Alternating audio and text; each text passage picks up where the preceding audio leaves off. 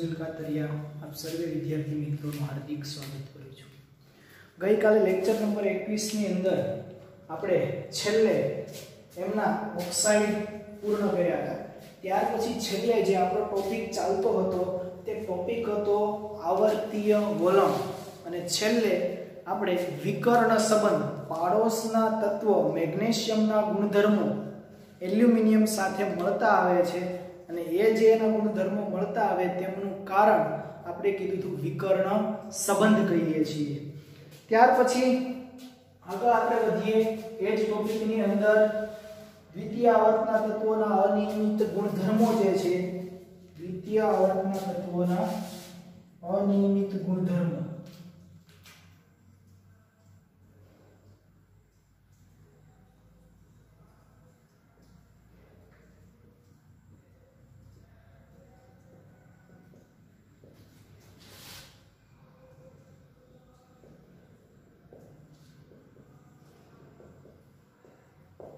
द्वितीय आवर्तना तत्वोना अनियमित गुणधर्म आपणो टॉपिक चालतो हतो। ओके, हवे आपणे छेल्ले आनी अंदर विकर्ण संबंध एवुं कीधुं हतुं के भाई मेग्नेशियमनो एल्युमिनियम साथे साम्यता धरावे छे। जे संबंधनुं नाम आपणे आप्युं हतुं संबंध એટલે रासायनिक गुणधर्मनुं नाम आप्युं हतुं आपणे विकर्ण संबंध एवुं नाम आप्युं हतुं।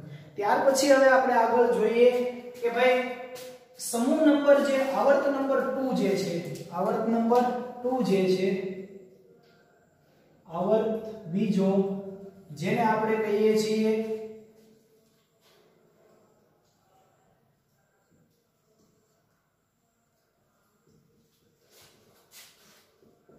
આ જે આવર્ત નંબર 2 જે છે એમના તત્વો lithium beryllium boron carbon nitrogen oxygen અને ફ્લોરિન અને નિયોન પણ છે પણ નિયોન છે એ ઉમદા વાયુ છે નિષ્ક્રિય વાયુ છે તેથી આપણે એના રાસાયણિક વર્તણૂક ભણતા નથી। ભણીશું આગળ ચેપ્ટર ની અંદર અહીંયા આપણે એનો ઉપયોગ કરતા નથી। Okay, lithium beryllium boron carbon nitrogen oxygen અને ફ્લોરિન આ S અને P વિભાગના તત્વો છે। આ બંને S વિભાગના તત્વો છે લિથિયમ અને beryllium boron carbon nitrogen oxygen અને ફ્લોરિન જે તત્વ છે તે P વિભાગના તત્વો છે। તો S અને P વિભાગના તત્વો જે છે S અને P વિભાગના તત્વો S અને P વિભાગના તત્વો ઈ બધા તત્વોથી અલગ વર્તુણક ધરાવે છે। એમાં પણ ખાસ કરીને આવર્ત નંબર 2 જે છે એ આવર્ત નંબર 2 ના તત્વો જે ઉપરના તત્વો છે ઓકે લિથિયમ આ સમૂહની અંદર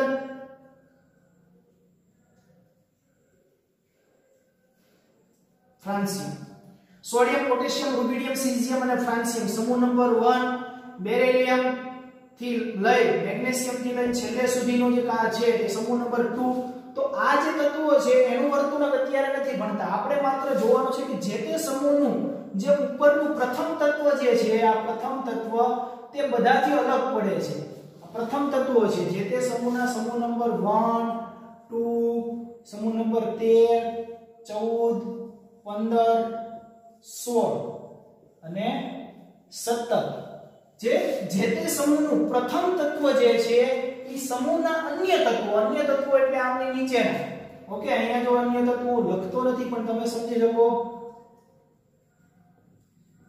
ઇન્ડિયમ આ અન્ય તત્વો થયા આ અન્ય તત્વ કરતા આમની નીચે પણ એમના સમૂહના તત્વ છે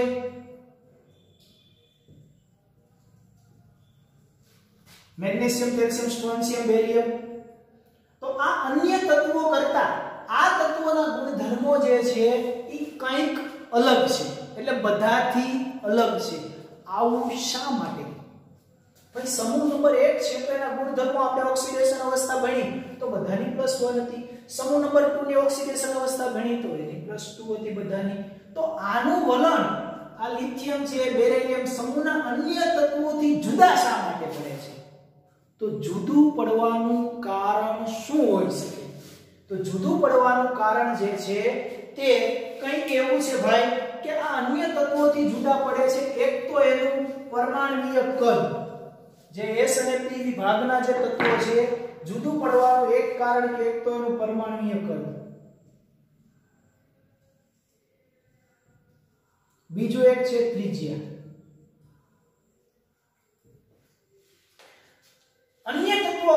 આ સમૂહ જે લિથિયમ જે સમૂહ છે સમૂહ નંબર 1 એ તત્વોમાં સૌથી નાનું કદ ધરાવતું તત્વ કોણ છે? લિથિયમ. એ સમૂહની કેમ કે નીચે આવતા આપણને ખબર છે કે કદમાં શું થાય છે? વધારો થતો જાય છે. તો સૌથી નાનું તત્વ આ સમૂહનું લિથિયમ થયું. બેરિલિયમ, તો આ જે સમૂહ નંબર 2 છે એમાંનું નાનામાં નાનું કદ ધરાવતું તત્વ બેરિલિયમ. એવી રીતે બોરોન ફેમિલીની અંદર આખો બોરોન સમૂહ જે છે એમની અંદર નાનું કદ સૌથી બોરોન, કાર્બન, નાઇટ્રોજન, જે તે સમૂહની અંદર એક તો આ તત્વોના કદ છે એ કેવા છે? નાના છે. એટલે બધા જ અલગ થઈ ગયા. સમૂહના અન્ય તત્વો કરતા આ તત્વોના કદ કેવા છે? નાના છે. બીજું પરમાણુની ત્રિજ્યા એ પણ કેવી છે? ખૂબ ઓછી છે. સમૂહના અન્ય તત્વો છે એ આપણને ખબર છે કે ભાઈ લિથિયમ છે, બેરિલિયમ છે, એ અન્ય તત્વો છે આયનીય બંધ બનાવે છે. જ્યારે આ કેવા બનાવે છે? સહસંયોજક બંધ બનાવે છે. હવે જો એમની ઇલેક્ટ્રોન રચના ચેક કરવામાં આવે તો આવર્ત નંબર 2 ની અંદર જો ઇલેક્ટ્રોન રચના જોવામાં આવે તો લિથિયમનો પરમાણુ ક્રમાંક કેટલો છે? 3 છે. કેટલો છે? લિથિયમનો પરમાણુ ક્રમાંક કેટલો છે? 3 છે. બેરિલિયમનો કેટલો છે?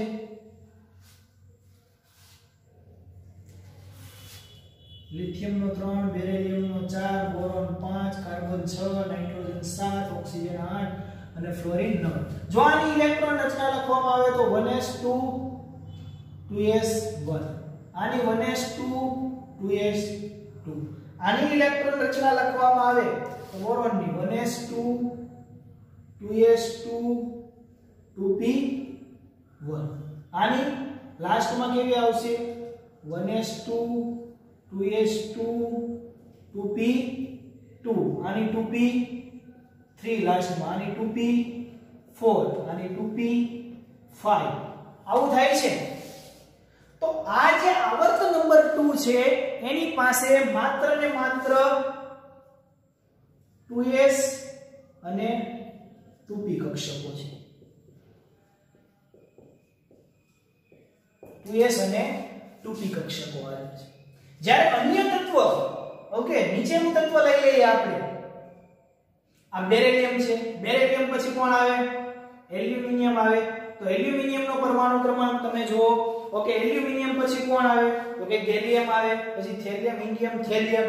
તો આ અન્ય જે તત્વો છે એમની પાસે ડી કક્ષક છે. કોણ છે? ડી કક્ષક. તમે ઇલેક્ટ્રોન રચના લખીને જોઈશો તો તમને ખ્યાલ આવશે વધારે કે એમની પાસે કઈ કક્ષા છે? ડી કક્ષા હાજર છે. તેથી ડી કક્ષા જો હાજર હોય તો એમની ઇલેક્ટ્રોન ભરવાની શક્યતા છે કેવી વધી જાય? વધી જાય. કે 3D કક્ષા હાજર છે. કઈ હાજર છે? 3D કક્ષક. અન્ય તત્વો સમૂહ આવર્ત નંબર 3 ની અંદર તમે આવશો એટલે તમને ડી કક્ષક જોવા મળશે. 3D કક્ષક. 4 ની અંદર આવશો તો આગળ ડી જોવા મળશે. 5 ની અંદર પછી એફ જોવા મળશે.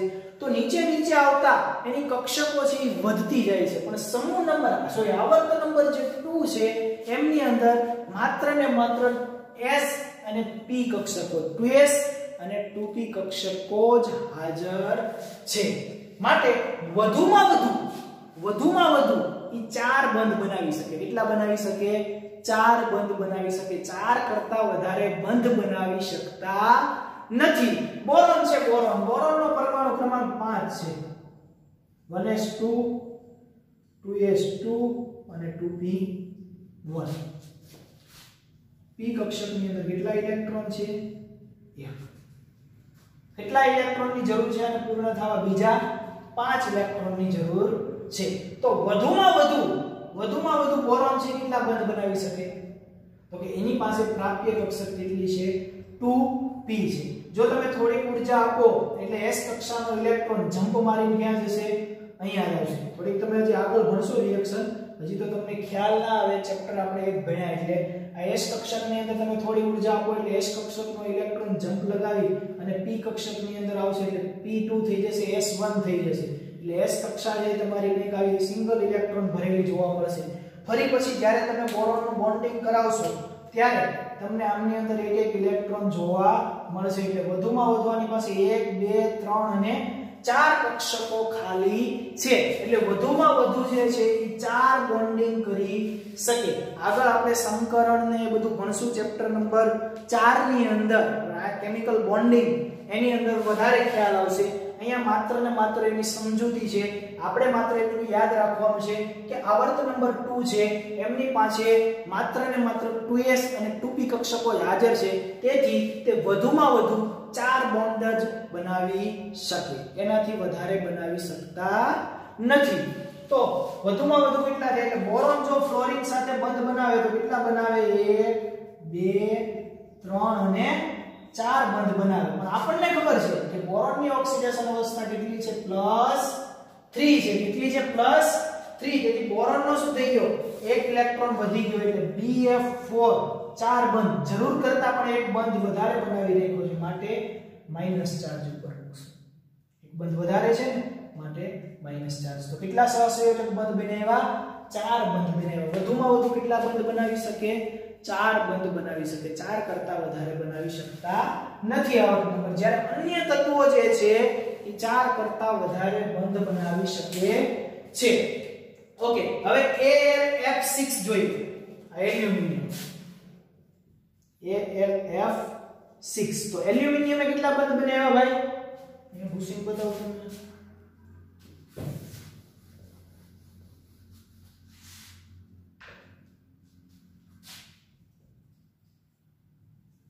एक 2 3 4 5 6 બંધ બન્યા. કેટલા બંધ બન્યા?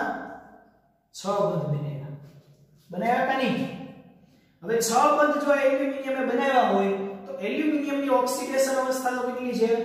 બોરોન અવસ્થા તો +3 ધરાવે, તો 3 બંધ જ બનાવવા જોઈએ, પણ 3 કરતા વધારે બંધ બનાવ્યા એટલે 6 બંધ બનાવ્યા છે. તો 6 બંધ ક્યારે બનાવી શકે કે એમની પાસે ડી કક્ષા હોય તો. બાકી બનાવી એટલે આગળ જતા ડી કક્ષાનો ઉપયોગ કરી અને આ કેટલા બંધ બનાવશે? 6 બંધ બનાવશે. પરંતુ આપણને એ ખબર છે કે 6 બંધ બનાવતા હોય એલ્યુમિનિયમની ઓક્સિડેશન અવસ્થા કેટલી છે? કેટલી છે? +3. એટલે 3 બંધ વધારે બનાવી નાખ્યા એટલે -3 ચાર્જ આવે. ક્લિયર છો? ઓકે, એટલે -3 ચાર્જ આવશે.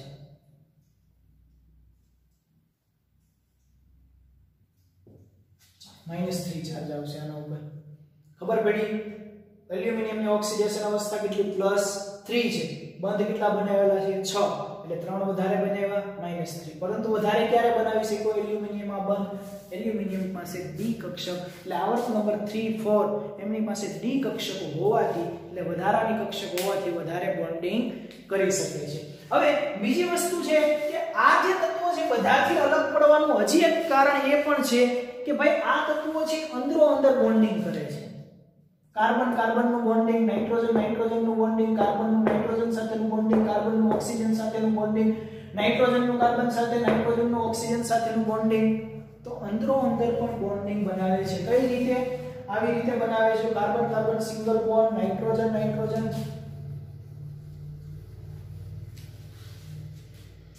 હવે carbon carbon carbon carbon single bond, carbon carbon double bond, carbon carbon triple bond, nitrogen nitrogen double bond, nitrogen nitrogen triple bond. તો અંદરો અંદર પણ બોન્ડિંગ કરી શકે છે. જ્યારે સમૂહ નંબર આવર્ત નંબર 3 4 5 6 7 આ તત્વો છે આવું બોન્ડિંગ કરતા નથી. આપણે ભણ્યા છો તમે 10મા ધોરણની અંદર જે કાર્બનિક તમારે થોડું ભણવામાં આવતું તો એની અંદર કાર્બનની 4 સંયોજકતા અને સંકરણ ભણ્યા હતા, મિથેન, CH4. ઓકે, તો એની અંદર carbon carbon bonding, carbon hydrogen bonding કરતા હતા. તો આ થઈ ગયું કાર્બન કાર્બન. તો આ તત્વોની ખાસિયત કંઈક આવી છે કે અંદરો અંદર પણ બોન્ડિંગ કરી શકે છે, જ્યારે સમૂહના અન્ય તત્વો છે આવું બોન્ડિંગ કરી શકતા નથી. અને વિશેષમાં હજી એક એ પણ છે કે આ જે આવું બોન્ડિંગ થાય છે એટલે બંધ કયો બનાવે છે તો કે p પાઈ બોન્ડિંગ બનાવે છે. હવે આ p પાઈ બોન્ડિંગ શું? p પાઈ બોન્ડિંગ બનાવે છે. p પાઈ બોન્ડિંગ એટલે ટૂંકમાં હું સમજાવી દઉં તમને, ફરી આપણે જોઈશું જેને, પણ અત્યારે થોડું સમજી લઈએ કે p પાઈ બોન્ડિંગ એટલે શું. કાર્બનનો પરમાણુ ક્રમાંક કેટલો છે? કાર્બન કાર્બન માનો કે ટ્રિપલ બોન્ડ બન્યા કે સિંગલ બોન્ડ બન્યા કે ડબલ બોન્ડ બન્યા. p પાઈ બોન્ડિંગ નો શું આપણને ખબર કે કોઈ પણ બંધ હોય, કાર્બન કાર્બન વચ્ચે સિંગલ બોન્ડ હોય તો આપણે એને સિગ્મા બંધ કહીએ. એક કરતા વધારે બંધ હોય તો એક સિગ્મા હોય અને બીજો પાઈ બંધ હોય, બે એક કરતા વધારે એટલે 3 બંધ હોય તો એક સિગ્મા હોય અને 2 પાઈ હોય, એનાથી વધારે હોય તો આગળ ડેલ્ટા બંધ આવે, પરંતુ 3 બંધ સુધી આપણે અત્યારે ભણશું. ઓકે, વધુમાં વધુ સિગ્મા બોન્ડ છે એ ક્યારેય વધારે હોતા નથી, એક જ બંધ હોય. કોઈ પણ તત્વ હોય એમની અંદર સિગ્મા બોન્ડની સંખ્યા કેટલી હોય છે? એક જ હોય છે, એક કરતા વધારે ના હોય. પાઈ બંધની સંખ્યા કેટલી હોય? 2 હોય છે. એટલે એક કરતા વધારે બંધ બનાવે તો 1 પાઈ, 3 બનાવે તો 2 પાઈ 1 સિગ્મા, 4 બનાવે તો એક ડેલ્ટા જી બંધ આવશે. ઓકે, પણ આપણે બનાવવાનો નથી. તો જોઈએ, આપણને ખબર છે કે પાઈ બંધ નિર્બળ છે, સિગ્મા બંધ મજબૂત છે. આપણે અત્યારે મજબૂતાઈનું એવું ભણવાનું નથી, પરંતુ પી પાઈ બોન્ડ એવો તમારી ટેક્સ્ટ બુકમાં શબ્દ વાપરેલો છે. તો કાર્બનનો પરમાણુ ક્રમાંક કેટલો છે? 6 છે. ઇલેક્ટ્રોન રચના 1s2 2s2 2p2 આવું થાય. જો અહીંયા px py અને pz થાય ને. આમની અંદર 2 ઇલેક્ટ્રોન, આમની અંદર 2 ઇલેક્ટ્રોન અને આમની અંદર 2 ઇલેક્ટ્રોન છે. હવે જુઓ તમે, તો જે પી પાઈ જે બોન્ડિંગ થાય છે તે ભણવા જઈ રહ્યા છીએ આપણે. કાર્બન કાર્બન, માનો કે કાર્બન કેટલા 4 બંધ બનાવે છે અથવા તો 3 બંધ બનાવે છે, જે કોઈ બંધ બનાવતા હોય તે. હવે આ જે થોડી ઊર્જા આપશો, આ એની ભૂમિય અવસ્થા છે. કઈ છે? ભૂમિય અવસ્થા છે. એટલે અહીંયા અપાકર્ષણ વધારે હોવાથી તમે થોડી ઊર્જા આપશો એટલે ઉત્તેજિત અવસ્થા તમે કરશો એની. તો ઉત્તેજિત અવસ્થાની અંદર કાર્બન 6 એક ઇલેક્ટ્રોન છે જમ્પ લગાવીને ક્યાં આવી જશે? p કક્ષાની અંદર આવી જશે 2s નો. એટલે 2s 1s 2s ની અંદર એક જ ઇલેક્ટ્રોન રહેશે અને p કોષની અંદર 3 ઇલેક્ટ્રોન થશે. કેટલા થશે? 1 2 અને 3 ઇલેક્ટ્રોન થશે. ચાલો, આ ક્યાંથી આવ્યો? જમ્પ લગાવી. ત્યારે ભૂમિ અવસ્થામાં તો આવું જ રહે. જ્યારે કેમિકલ પ્રક્રિયા, રાસાયણિક પ્રક્રિયા કરવા જશે ત્યારે એમની ઉત્તેજિત અવસ્થામાં s કક્ષામાં અહીંયા રિપલ્ઝન વધારે હોવાથી, અપાકર્ષણ વધારે હોવાથી બંને ઇલેક્ટ્રોન વચ્ચે થોડી ઊર્જા આપશો એટલે આ ઇલેક્ટ્રોન જમ્પ લગાવીને p કોષની અંદર આવી જશે. હવે એવો જ બીજો કાર્બન, આપણને ખબર છે કાર્બન સાથે બોન્ડિંગ કરે છે. કાર્બન સાથે બોન્ડિંગ કરે છે. તો કાર્બન સાથે બોન્ડિંગ કરે તો બીજો એક કાર્બન લઈ લઈએ 6. તો એનું પણ આવું જ થશે. 2 ઇલેક્ટ્રોન ભરેલા છે, આ અને આ બીજો કાર્બન છે. તો એમના પણ કેટલા ઇલેક્ટ્રોન? એમની અંદર એક ઇલેક્ટ્રોન હશે. હવે શું કરશે? હવે આપણને ખબર છે કે આ 2p કક્ષક છે, આ પણ કેવી છે? 2p કક્ષક છે. 2p કક્ષકનો ઉપયોગ કરશે.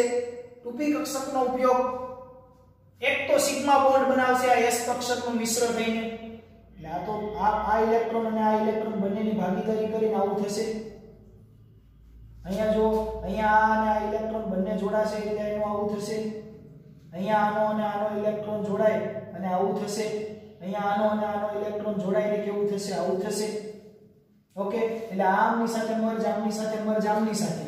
હવે આ તો જોડાય છે તો એ કઈ કક્ષા જોડાય છે? s કક્ષા જોડાવાથી તમારો સિગ્મા બોન્ડ બનશે. કયો બંધ બનશે? સિગ્મા બંધ. અને પાઈ બંધ અહીંયા જે કીધું છે પી પાઈ શબ્દ વાપર્યો છે એટલે એક બંધ તો કાર્બન વચ્ચે તમારો બની ગયો છે અને એ છે સિગ્મા બંધ. હવે બીજો બંધ જ્યારે બનશે એ કઈ રીતે બનશે? તો કે આની p કક્ષક ઉપયોગ લેવાશે px અને આની પણ px. હવે જે બીજો બંધ બનશે એ કયો બંધ બનશે?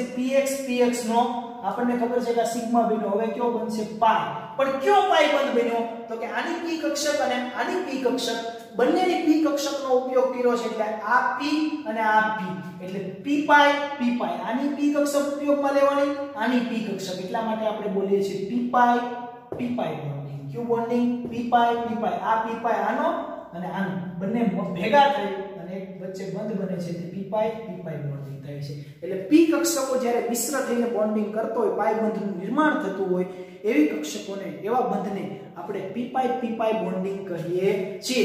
જ્યારે અન્ય આવર્ત નંબર 3 4 ની અંદર તમે જોવા જશો તો આવું p પાઈ બોન્ડિંગ જોવા મળશે નહીં. કેમ નહીં મળે? કારણ કે ત્યાં d કક્ષકો છે એટલે આવું બોન્ડિંગ જોવા મળશે. p પાઈ d પાઈ જોવા મળશે અથવા d પાઈ બોન્ડિંગ જોવા મળશે. આવું બોન્ડિંગ જોવા મળશે. p પાઈ બોન્ડિંગ જોવા મળશે નહીં. p પાઈ બોન્ડિંગ ક્યાં જોવા મળશે? આ તત્વોની અંદર જ જોવા મળશે. એટલે આવર્ત નંબર 2 ની અંદર p p પાઈ બોન્ડિંગ જોવા મળે છે એટલે અન્ય તત્વોથી આ જે આવર્ત નંબર 2 જે છે તે અલગ પડે છે. ક્લિયર આટલું?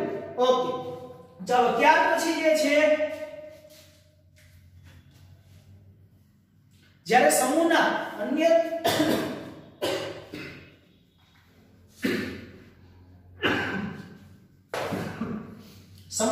તત્વો છે તે આવું બોન્ડિંગ કરી શકતા નથી. હવે એક તમારો ટેક્સ્ટબુક ની અંદર એક નાનકડો કોયડો આપેલો છે. કોયડો ની અંદર તમને સવાલ એવો પૂછેલો છે કે ભાઈ AlClH2O5 ઉપર +2 વીજભાર આપેલો છે. AlClH2O5 અને ઉપર તમારો જે વીજભાર આપેલો છે એ +2 છે. આમની અંદર આપણે ચેક કરવાનું છે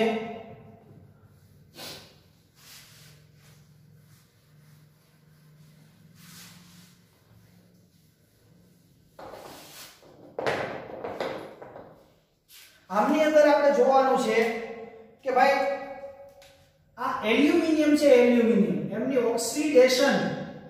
ઓક્સિડેશન અવસ્થા કઈ છે અને એમની વચ્ચે જે બોન્ડિંગ કરેલો, બોન્ડિંગ કરીને તમને બતાવી દઉં એટલે વ્યવસ્થિત તમને મજા આવે. એક ક્લોરીન છે, બાકીના H2O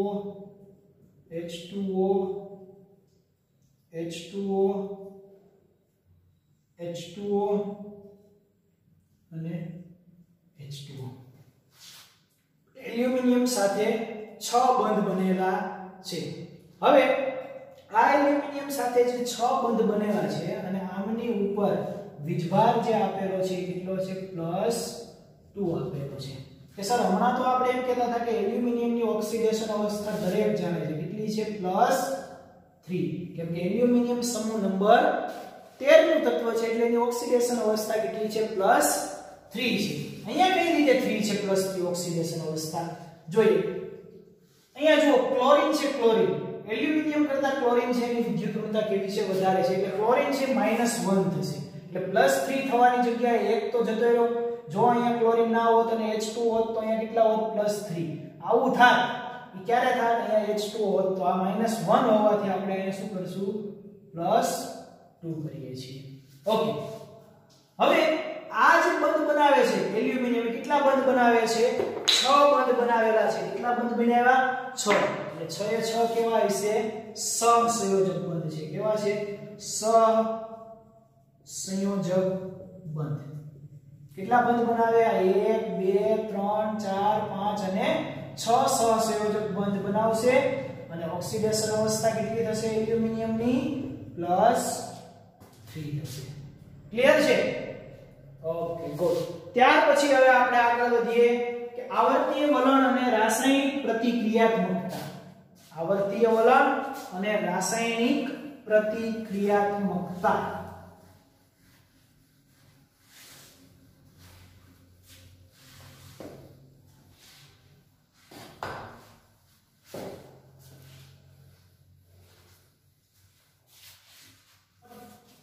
અને રાસાયણિક પ્રતિક્રિયાત્મકતા.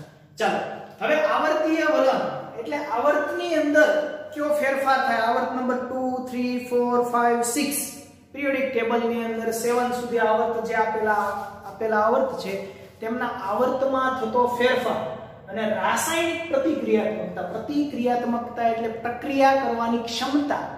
પ્રક્રિયા કરવાની ક્ષમતા એને આપણે કહીએ છીએ પ્રતિક્રિયાત્મકતા, રિએક્ટિવિટી. પ્રક્રિયા કરશે કે નહીં કરે, કરશે તો કેવી કરશે, ઝડપથી કરશે, ધીમી કરશે, કઈ રીતે કરશે, તેને આપણે પ્રતિક્રિયાત્મકતા કહીએ છીએ. પણ કઈ પ્રતિક્રિયાત્મકતા? રાસાયણિક પ્રતિક્રિયાત્મકતા. ઓકે, હવે આપણે આગળ વધીએ કે આપણે કેટલાક મૂળભૂત ગુણધર્મો એવા જોઈ ગયા છીએ કે ભાઈ પરમાણુય ત્રિજ્યા જે છે, આયનીય ત્રિજ્યા જે છે, આયનીકરણ એન્થાલ્પી છે, ત્યાર પછી ઇલેક્ટ્રોન ગેઇન એન્થાલ્પી છે. આ બધું આપણે ભણી ગયા. શું થતું હતું આવર્તની અંદર? આ બધું એક પુનરાવર્તન છે. હવે જે ચેપ્ટર આપણે આખું ભણ્યા હતા એ ચેપ્ટરનો ખાલી નિચોડ છે. જે ભણી ગયા એની એ જ વસ્તુ જે છેલ્લે તમારા ટેક્સ્ટ બુક ની અંદર જે રિપીટ કરે છે કે આવું થાય છે. ચાલો તો આવર્તની અંદર આપણે એવું કહેતા હતા કે ભાઈ ડાબી બાજુથી જમણી બાજુ જઈએ તો શું થાય છે, ડાબી બાજુથી જમણી બાજુ જઈએ તો કદમાં શું થાય છે, પરમાણુય કદમાં ઘટાડો થાય છે, ત્રિજ્યામાં શું થાય છે, ઘટાડો થાય છે, આયનીકરણ એન્થાલ્પીમાં શું થાય છે, આયનીકરણ એન્થાલ્પીમાં શું થાય, વધારો થાય છે, ઇલેક્ટ્રોન ગેઇન એન્થાલ્પીમાં શું થાય છે, વધારો થાય છે, વિદ્યુત ઋણતાની અંદર શું થાય, ઇલેક્ટ્રોનેગેટિવિટી જેને આપણે વિદ્યુત ઋણતા કહીએ છીએ એમાં પણ શું થાય છે, વધારો થાય છે. હજી એક ભણ્યા હતા આપણે ધાત્વિય ગુણધર્મ શું થાય છે, ઘટાડો થાય છે. અધાત્વિય ગુણધર્મમાં શું થાય છે,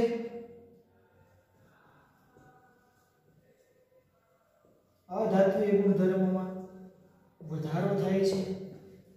આવું એક પછી એક આપણે ભણી ગયેલા છીએ કે ભાઈ એનું ડાબી બાજુથી જમણી બાજુ જઈએ તેથી કદ ઘટે છે. સાથે સાથે આપણે એવું કહેતા હતા કે કેન્દ્રીય વીજભાર વધે છે. શું બોલતા હતા, કેન્દ્રીય વીજભારમાં શું થાય છે, વધારો થાય છે. કેન્દ્રીય વીજભાર વધે છે. આવર્તીય વલણ આપણે ભણવાનું છે તો આવર્તમાં આવું આપણે જોઈ ગયા હતા. કેમ વધતું હતું, કેમ ઘટતું હતું, ક્યાં અપવાદ જોવા મળ્યા, આ બધાનો અભ્યાસ આપણે સારી રીતે કરેલો છે. ક્યાં ક્યાં અપવાદ આવ્યા, ફ્લોરિન કરતા ક્લોરીનની ઇલેક્ટ્રોન ગેઇન એન્થાલ્પી વધતી હતી, આ વધી જવાનું કારણ શું હતું, અથવા તો પી વિભાગના તત્વો જે હતા એના ઉપરનું જે તત્વ હતું આવર્ત નંબર 2 કરતા આવર્ત નંબર 3 ની ઇલેક્ટ્રોન ગેઇન એન્થાલ્પીમાં વધારો થતો હતો. આ વધારો કેમ થતો હતો તો ત્યાં આપણે કદનું ઉદાહરણ આપ્યું હતું. ઇલેક્ટ્રોન વચ્ચે શું થાય છે, અપાકર્ષણ થાય છે આવર્ત નંબર 2 માં. તેથી એના કરતા આવર્ત નંબર 3 માં ઇલેક્ટ્રોન વચ્ચે મોટું કદ હોવાથી અપાકર્ષણ થોડું ઓછું થાય છે. તેથી ઇલેક્ટ્રોન સરળતાથી ગ્રહણ કરી શકે એટલે એમની ઇલેક્ટ્રોન ગેઇન એન્થાલ્પી વધારે બતાવી હતી. ત્યાર પછી 15, 16, 17 ની અંદર આપણે એનો ક્રમ જોયો હતો. આ બધી વસ્તુ જે છે તે શું હતું, આવર્તીય વલણ હતું. હવે જે છે ઈ ઇલેક્ટ્રોન પ્રાપ્તિ એન્થાલ્પી ઊંડા વાયુની કંઈક અલગ છે. ઓકે, સમૂહ નંબર 17 છે.